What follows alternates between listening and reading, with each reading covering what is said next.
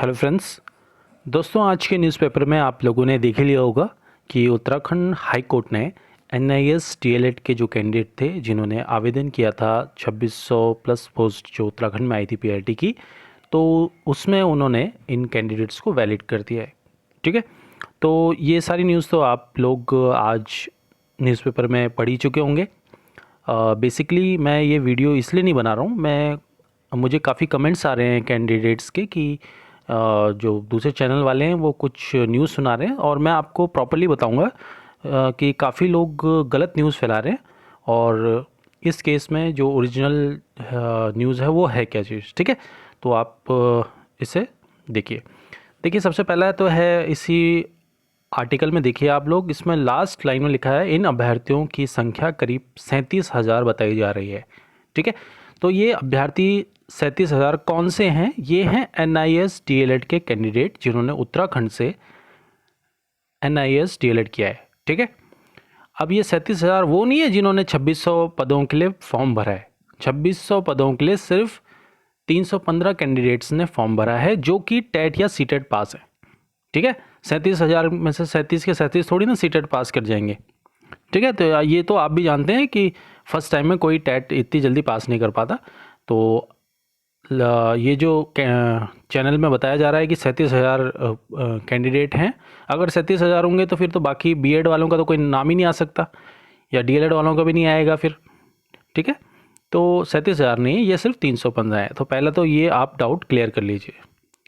अब दूसरा है, कुछ कैंडिडेट बता रहे हैं कि ये जो केस है जो कल एनआईएस डीएलएड जीता है, इसको बीएड के कैंडिडेट डबल बेंच में चैलेंज करेंगे, वहाँ ले जाएंगे इसको। तो ये दोस्तों बिल्कुल भी पॉसिबल नहीं है। अब क्यों नहीं है पॉसिबल ये भी मैं बताता हूँ।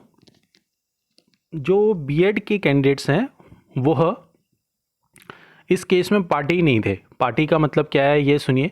देखिए, जो डीएलएड के एनआईएस डीएलएड के कैंडिडेट्स थे उन्होंने जवाब मांगा था उत्तराखंड की गवर्नमेंट से कि उनको इसमें क्यों नहीं लिया जा रहा है, यानी कि जो पहले जियो था उसको निरस्त क्यों करा गया। तो उसकी पार्टी कौन थी? इसकी पार्टी थी उत्तराखंड गवर्नमेंट। इसमें बीएड के कैंडिडेट पार्टी थे ही नहीं, तो जो पार्टी नहीं है वो फिर डबल बेंच के लिए अप्लाई नहीं कर सकता है। ठीक है, क्लियर हो गया पॉइंट। तो अब क्या कर सकते हैं बीएड के कैंडिडेट? उनके पास एक ही ऑप्शन है, वो अब सुप्रीम कोर्ट में इसको चैलेंज कर सकते हैं, और वो भी जब सुप्रीम कोर्ट इस केस को ले। ठीक है, तो डबल बेंच का कोई मामला इसमें होगा ही नहीं। अब बात रही जो प्रीवियस बीएड वालों ने जो केस किया है, तो बीएड वालों ने जो केस किया है उसमें भी उन्होंने पार्टी एनआईएस डीएलएड के कैंडिडेट्स जो हैं उनको नहीं बनाया है। उन्होंने पार्टी बनाया है उत्तराखंड सरकार को ही, यानी उत्तराखंड गवर्नमेंट को।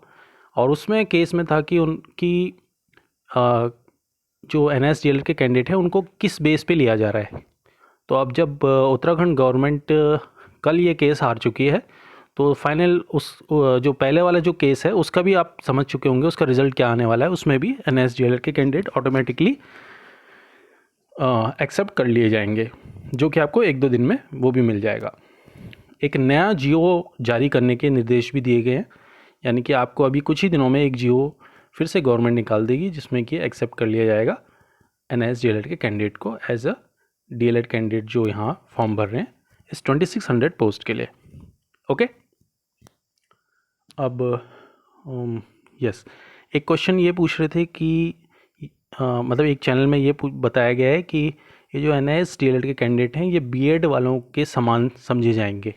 ठीक है, तो बिल्कुल भी ऐसा नहीं है, क्योंकि ये जो कल केस हुआ इसमें आर्टिकल 14 की भी बात करी गई, और आर्टिकल 14 है इक्वालिटी पे, यानी कि जो डीएलएड के एनआईएस डीएलएड के कैंडिडेट हैं उनका कंपटीशन डीएलएड के कैंडिडेट के साथ ही है। यहाँ पे बीएड वाले बिल्कुल भी उसमें इंक्लूड नहीं है।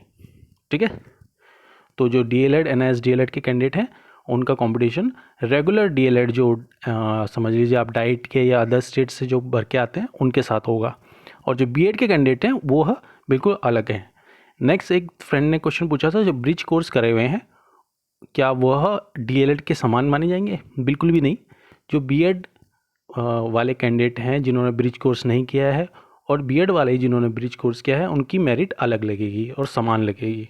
ठीक है, इसमें ये बताया गया था कि अगर आपका सिलेक्शन हो जाता है बीएड कैंडिडेट का और उसने पहले से ब्रिज कोर्स नहीं किया है तो 6 मंथ का ब्रिज कोर्स उसको करना पड़ेगा आफ्टर ज्वाइनिंग, 2 साल के अंदर। तो अभी ब्रिज कोर्स कराएगा कौन उनको? तो फ्रेंड्स आपको हैरानी होगी, ये ब्रिज कोर्स भी NIOS ही आपको कराएगा 6 महीने का, ठीक है। तो ये हो गया थर्ड पॉइंट। और इसके बाद है